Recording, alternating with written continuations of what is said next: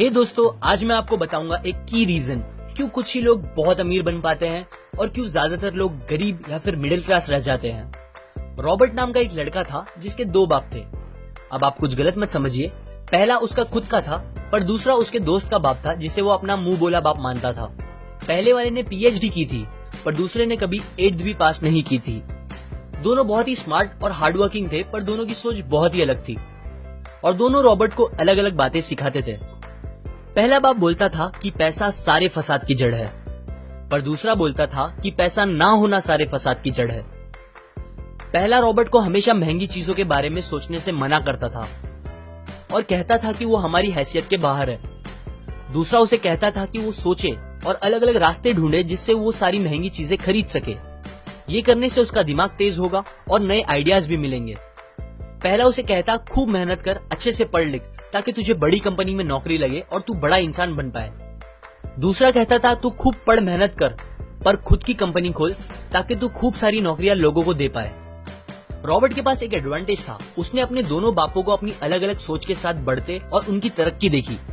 उसने अपना दिमाग लगाया और अपने दूसरे बाप की बातें मानी और फॉलो की, जो कि बाद में मायामी फ्लोरिडा का सबसे अमीर इंसान बना और उसकी सिखाई बातों से उसने खुद करोड़ों कमाए, जबकि उसका पहला बाप जिंदगी भर गरीब रह गया। सबसे इंपॉर्टेंट बातों में से एक बात जो रॉबर्ट ने अपने अमीर बाप से सीखी वो थी फाइनेंशियल लिटरेसी, जिसका मतलब है एसेट्स और लायबिलिटीज के बीच का डिफरेंस जानना। अब आप गौर से सुनिए, ये नॉर्मल कॉमर्स में सिखाए गए मीनिंग से थोड़ा अलग है। रॉबर्ट ने काफी इजी शब्दों में उसका मीनिंग बताया है, जो कि कुछ ऐसा है। एसेट्स कोई भी वो चीज होती है जो आपको पैसे बना के दे या फिर आपके जेब में पैसे डाले, और लायबिलिटीज वो चीजें होती है जो आपके जेब से पैसे ले ले या आपके पैसे खत्म करे।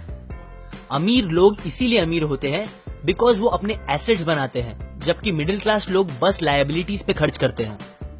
मिसाल के तौर पर रमेश और सुरेश नाम के दो दोस्त थे। दोनों सेम पोजीशन और सेम सैलरी पे काम करते थे। जब भी उन्हें सैलरी मिलती, रमेश अपनी सैलरी से नए कपड़े, नए गैजेट्स, नया फोन, बाइक या कार ऐसी चीजें खरीदता था जो उसे अमीर जैसा फील कराती थी।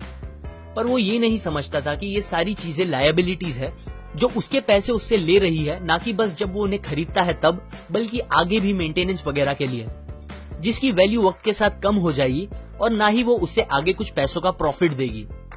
बट सुरेश ऐसा नहीं था। वो ये सारी चीजें नहीं खरीदता था जब तक कि उसके लिए बहुत जरूरी ना हो वो चीज खरीदना।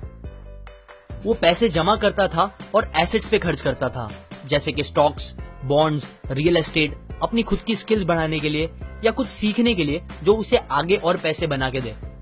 2 साल बाद सुरेश करोड़पति बन गया, जबकि रमेश वैसे का वैसा अपनी कम सैलरी को कोसता रह गया और कहता था कम सैलरी उसके मिडिल क्लास होने का रीजन है। एक गरीब इंसान का कैश फ्लो कुछ इस तरह होता है।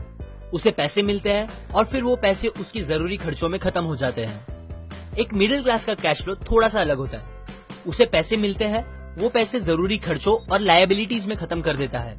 इसीलिए मिडिल क्लास और गरीब में ज्यादा फर्क नहीं है। मोस्टली मिडिल क्लास लोगों को लगता है उनका घर उनका एसेट है, पर ऐसा नहीं है। आपका घर आपको पैसे बना के नहीं देता अनलेस आप उसको भाड़े पे दो, जबकि अमीर लोगों का कैश फ्लो ऐसा होता है। उन्हें पैसे मिलते हैं, वो उस पैसों से अपने एसेट्स बनाते हैं पहले और फिर उससे बने पैसों से खर्चा करते हैं। इसीलिए वो अमीर होते जाते हैं क्योंकि उनके इनकम के सोर्स बढ़ते जाते हैं। अगर आपको अमीर बनना है तो ये बात याद रखिए अच्छे से। इस बात से फर्क नहीं पड़ता कि आप कितना कमा रहे हैं, बल्कि आप उन पैसों को कैसे और कहां खर्च कर रहे हैं, ये इंपॉर्टेंट है। आपको कंज्यूमर की सोच से बाहर आकर इन्वेस्टर की सोच अपनानी पड़ेगी। लोग कंप्लेन करते हैं उनकी खराब कंडीशन का रीजन उनकी कम सैलरी है और सैलरी बढ़ेगी तो वो आराम से रहेंगे। पर प्रॉब्लम ये है कि इनकम बढ़ने के बाद लोगों के खर्चे ज्यादा बढ़ जाते हैं, क्योंकि ज्यादा पैसे ज्यादा अच्छी चीजें खरीदने पे मजबूर करता है, जैसे कि एक बेहतर फोन, कार, घर, जो कि सब फिर से बस लायबिलिटीज है जो आपको कभी अमीर बनने नहीं देगी। ये बातें मैंने रॉबर्ट कियोसाकी की book rich dad poor dad से पढ़ी है, जो वो पहली बुक थी जिसने मेरी सोच चेंज की और बेहतर बनाई।